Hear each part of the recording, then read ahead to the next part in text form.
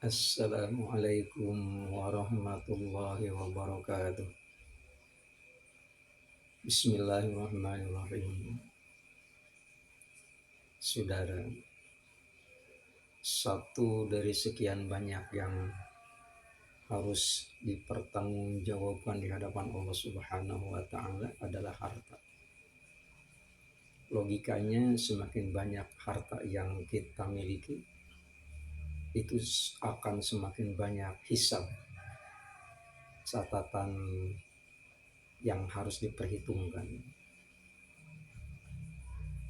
Kemudian yang dibutuhkan adalah bagaimana solusinya agar harta yang setiap hari kita himpun, kita kumpulkan untuk dijadikan buat tanda kutip kepemilikan kita itu tidak menimbulkan bencana nanti. Sampai-sampai ada satu ayat Al-Quran yang memberikan arahan kepada kita, yauma la yanfa'u malun wala banun illa man atallaha biqalbin salim.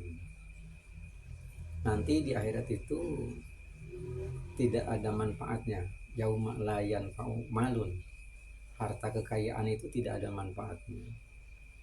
Malah wala banun, anak keturunan kita yang diharapkan kelahirannya juga tidak akan memberikan manfaat. Illa, nah ini ada kecualinya. Kecuali man atallaha biqalbin salim, manakala kita datang menghadap Allah Subhanahu wa taala itu membawa hati yang salim, yang damai. Kalau demikian, yang dibutuhkan harta bisa bermanfaat itu adalah triknya bagaimana itu. Ternyata sangat mudah. Kalimat sederhana yang memberikan pencerahan tentang pentingnya kita memilih harta itu adalah naf'ul mal itu bibarokatihi la bikasrotihi. Kebermanfaatan harta itu karena keberkahannya, bukan karena banyaknya. Jadi sedikit ataupun banyak dalam jumlah hitungan, manakala harta itu sendiri bernilai barokah, maka itu yang dikatakan sebagai harta yang bermanfaat. Bukan hanya sekedar kepemilikan, tapi juga akan memberikan dampak positif bagi orang yang memiliki ini.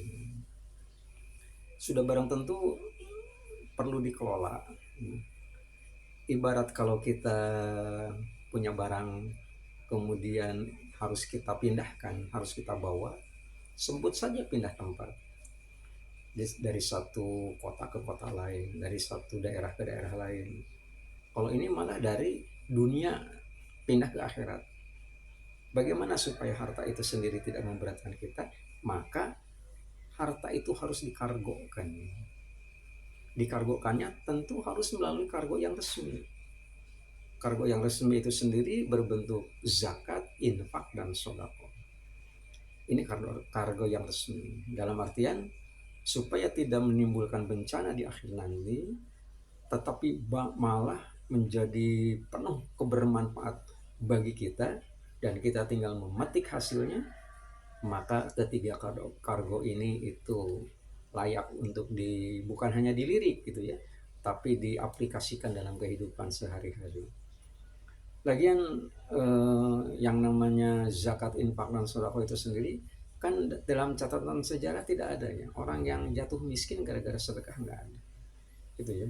Malah Rasul mengatakan kalimatnya sederhana ya,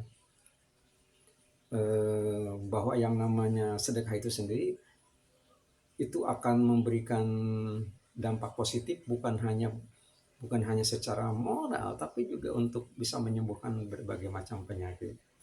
Seorang mengidap penyakit, ditengok oleh tetangganya, kemudian tetangganya nanya, sudah berobat kemana saja?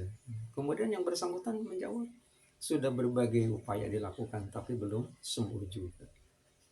Nah, kemudian tetangga yang nengok itu sendiri mengatakan, "Mengapa tidak berobat seperti yang dicontohkan oleh Rasulullah Shallallahu alaihi wasallam?"